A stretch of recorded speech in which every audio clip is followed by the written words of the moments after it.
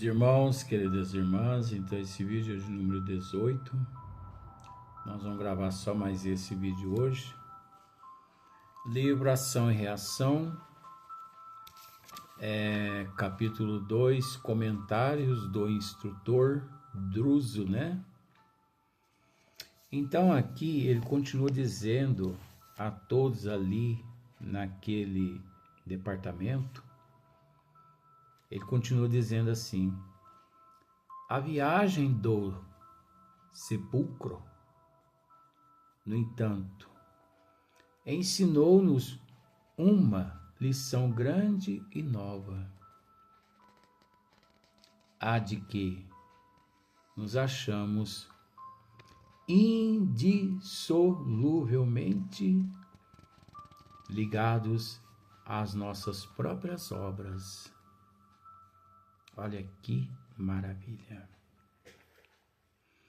A viagem do sepulcro, né? Quer dizer, o desencarne, usando também esse termo. A morte física, né? A morte, no entanto, ensinou-nos uma lição grande e nova, a de que nos achamos indissoluvelmente ligados às nossas próprias obras. Nós nos encontramos ligados às nossas próprias obras. Tanto aqueles que se encontram na erraticidade, quanto todos nós que aqui nos encontramos, porque é preciso entender que se nós aqui nos encontramos no corpo físico, porque nas existências passadas, mediante tudo que nós fizemos, ao retornar à pátria espiritual, nós reprogramamos o nosso retorno. Então, hoje, todos nós aqui somos o reflexo do que nós fizemos, do que fomos em existências passadas. Todos esses que morrem fisicamente, eu vou usar esse termo, seria desencarnar. Mas todos esses que morrem aqui fisicamente na Terra, ao chegar na erraticidade, eles deparam com as próprias obras praticadas aqui na Terra. Pois aquele que construiu aqui na Terra castelos de cristal, ele encontra castelos de cristal na pátria espiritual. Aquele que plantou rosas aqui na Terra encontra rosas na pátria espiritual. Aquele que semeou amor aqui na Terra encontra amor na pátria espiritual. Aquele que semeou discórdia, ele encontra discórdia na pátria espiritual. Aquele que construiu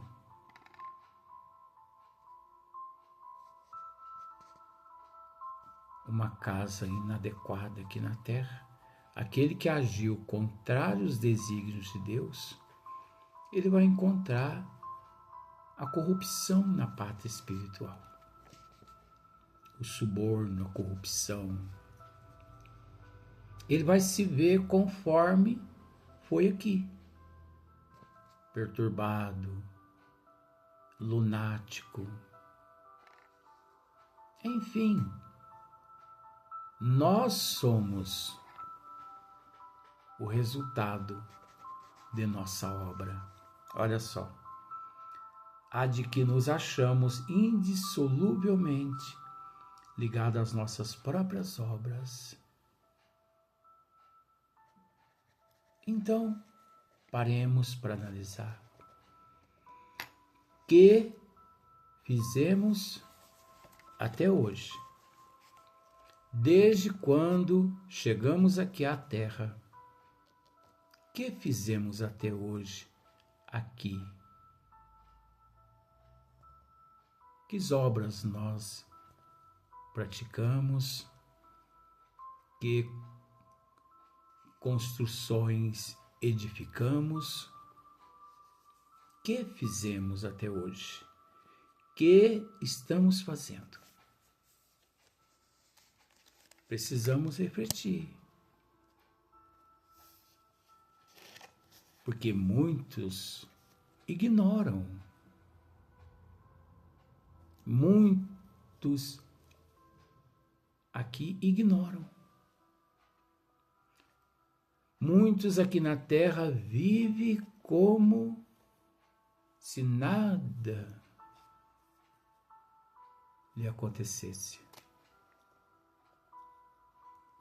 Quantos bilhões de pessoas se vê nessas condições de imunes, privilegiados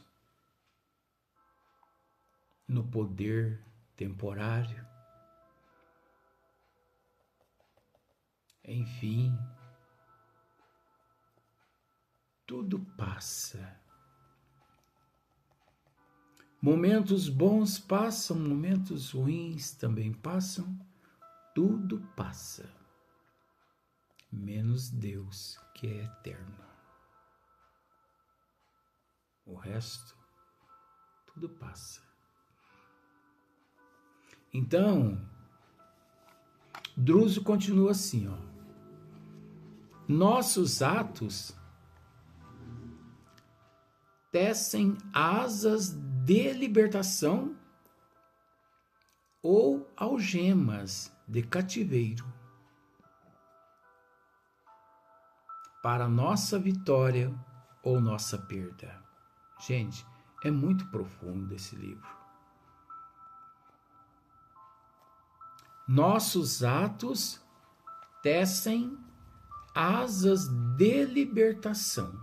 Os nossos atos tecem asas de libertação ou algemas de cativeiro para nossa vitória ou nossa perda. Quantos bilhões de espíritos se encontram nos cativeiros com as mãos atadas pelas algemas, os pés atados pelas algemas, presos nas furnas umbralinas, regiões essas as quais eles mesmos cultivaram enquanto aqui no corpo estiveram.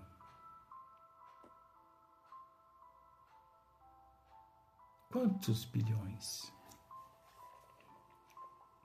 Porque é preciso entender que o maior cativeiro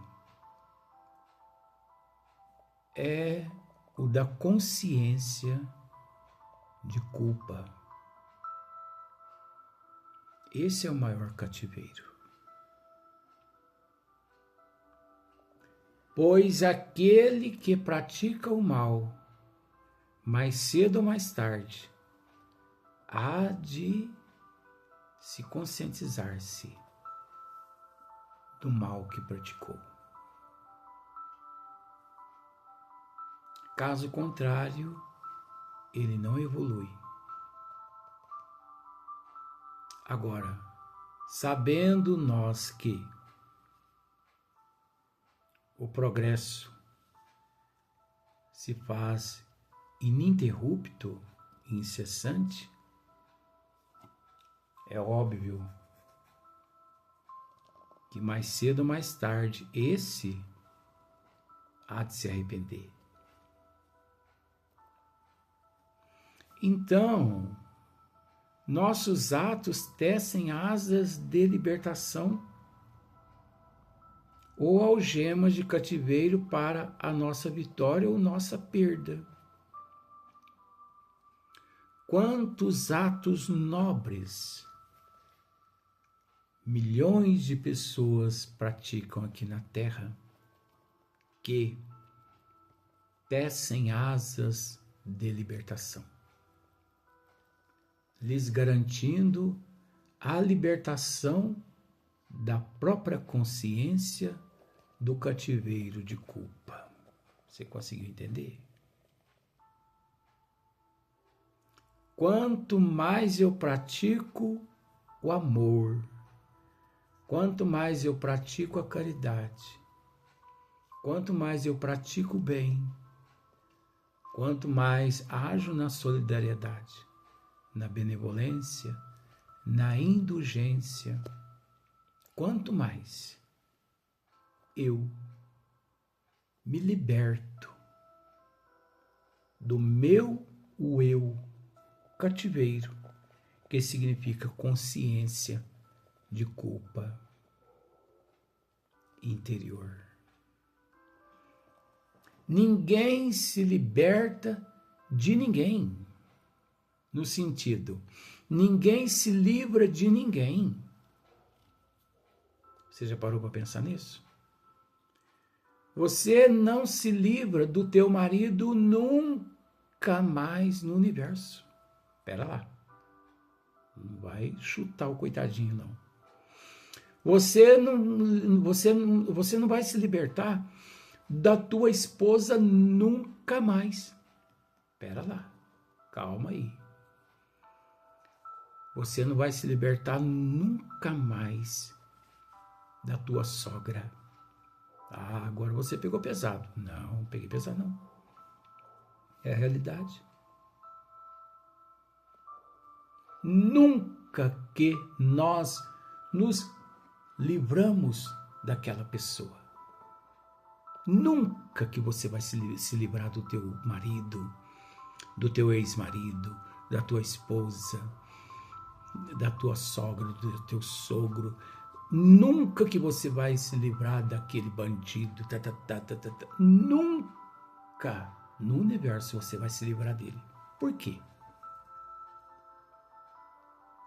Por que que nunca que você se livra desses seres? Porque não se evolui se livrando, e sim se auto-libertando a tua consciência dos atos para com essas pessoas praticados em existências passadas. Porque o dia que você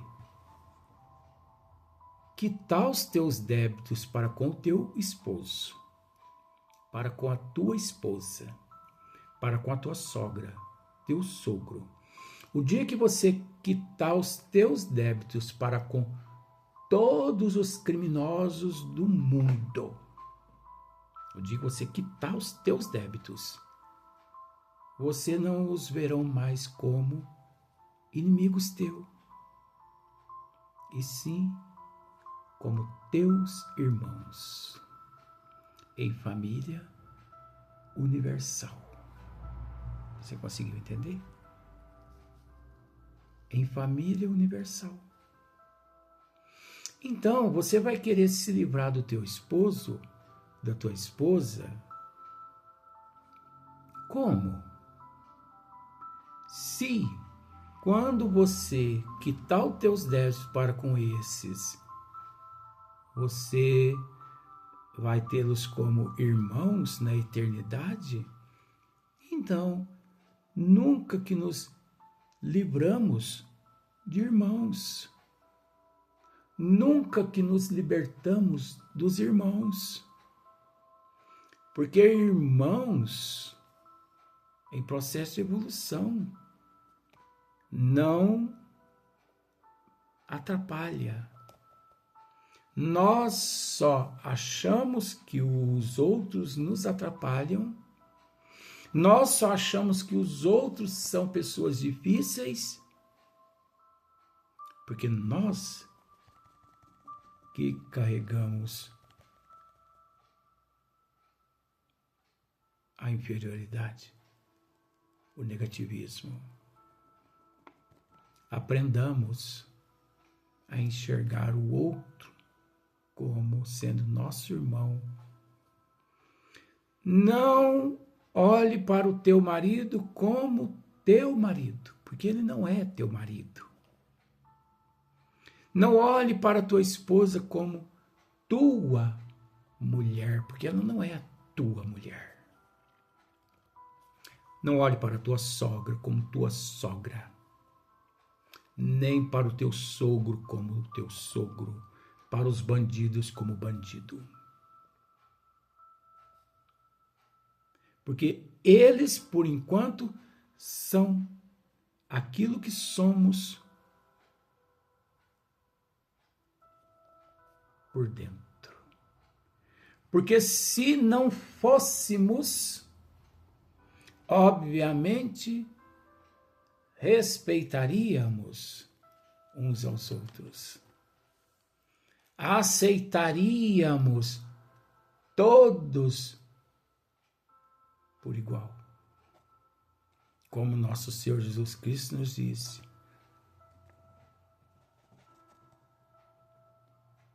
amai-vos uns aos outros, amai-vos uns aos outros, como eu vos amei. Vinde a mim todos vós que estáis sobrecarregados e oprimidos, que eu vos aliviarei. Então, o dia que nós expurgarmos tudo que não presta, que encontra-se em nós, eu vou entender que o meu marido não é meu, e sim meu irmão. A minha esposa não é minha esposa, e sim minha irmã. Minha sogra, minha irmã. Meu sogro, meu irmão. Os bandidos do mundo, meus irmãos. Então, querer fugir do problema? Como fugir do problema? Se o problema é você mesmo, se o problema encontra-se dentro de você, se o problema encontra-se dentro de mim, o problema não encontra-se no teu marido, na tua esposa, na tua sogra, no teu sogro, no teu filho, na tua filha, no teu irmão, na tua irmã. O problema não encontra-se no teu vizinho da direita, da esquerda, da frente e do fundo. O problema não encontra-se no governo, na justiça aqui na terra. Não. O problema encontra-se dentro de nós. Queres uma prova disso?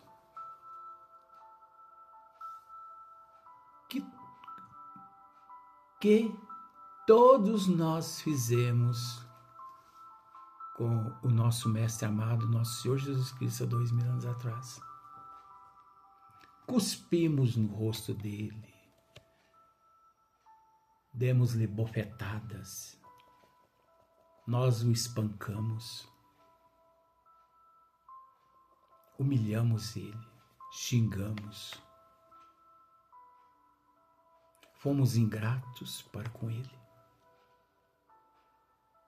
Nós escolhemos, em vez dele, nós escolhemos Barrabás. Nós mandamos o Cristo para a cruz. Nós o crucificamos.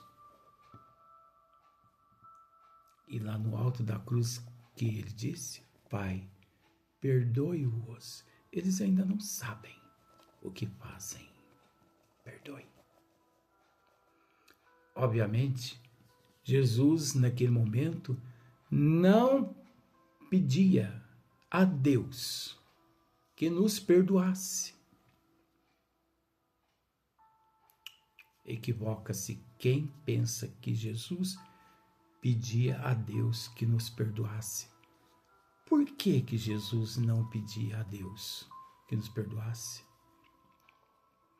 Porque nós não havíamos feito nada que atingisse Deus como nunca o atingimos, porque Deus, ele é inatingível. Ninguém o atinge. Porque o dia que alguém atingir Deus, Deus deixa de ser Deus. Então Deus iria nos perdoar de quê? Do quê? Se nós não o atingimos. Você acha que nós atingimos Jesus há 2000 anos atrás? É lógico que não. Ah, mas por que então que ele disse: Pai, perdoe-os? Porque eles ainda não sabem o que fazem. Esse termo, perdoe-os, porque eles ainda não sabem o que fazem, faz parte dos desígnios das leis divinas, enquanto nós nos encontramos neste nível de inferioridade. O nosso dever, a nossa obrigação, o nosso compromisso, a nossa responsabilidade é perdoar não 7 vezes, mas 70 vezes 7 cada ofensa recebida. Você conseguiu entender? Naquele momento, Jesus, ele quis nos dizer,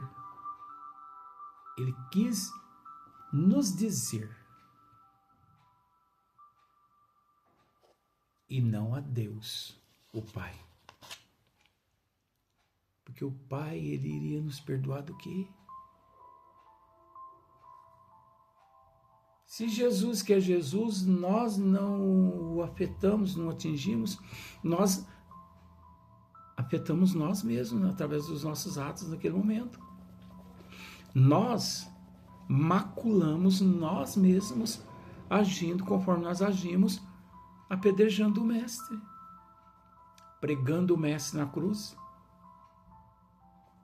Mas mesmo assim, no alto da cruz, ele ainda nos ensinou: Pai, perdoe-os. Eles não sabem o que fazem. Quer dizer, meus irmãos, é necessário perdoar uns aos outros. Não 7 vezes, mas 70 vezes 7. Então, nós precisamos assimilar os desígnios de Deus. Porque, senão, caso contrário, permaneçamos aqui a eternidade julgando o marido, culpando a esposa, culpando a sogra, culpando o bandido, culpando o governo, culpando a justiça e nos isentando do compromisso e da responsabilidade da reforma íntima. Ora, por que isso? Eu não consigo entender. Por que essa facilidade em julgar o outro do que analisar as próprias atitudes? Por que essa facilidade? Por que julgar ela? Ah, mas então você quer dizer que o meu marido não é meu marido, a minha esposa não é a minha esposa, meu filho não é meu filho, minha filha não é minha filha, minha sogra não é minha sogra, meu sogro não é meu sogro. Veja bem. Isso tudo são termos condizentes, vamos analisar? Tudo isso que acabamos de dizer são termos, meu marido, minha esposa. São termos usados pelos seres que se encontram no nível que se encontram de acordo com a necessidade evolutiva. Pois é sabido que na Terra, em 2025, muitos casais não consideram um como sendo do outro. Existem milhões de casais na Terra casados que não se consideram um dono do outro, porque ninguém é dono de ninguém. Só existe um dono. Esse dono chama-se Deus, a inteligência suprema, a causa primeira de todas as coisas. Ele sim que é dono de mim. Ele sim que é dono de você. Mais ninguém.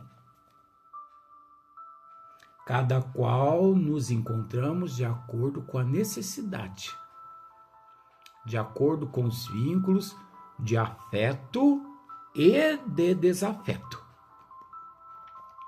Mas é preciso entender que esse vínculo de desafeto desaparecerá um dia, quando nós evoluirmos. E quando nós evoluirmos, esses termos deixarão também de existir.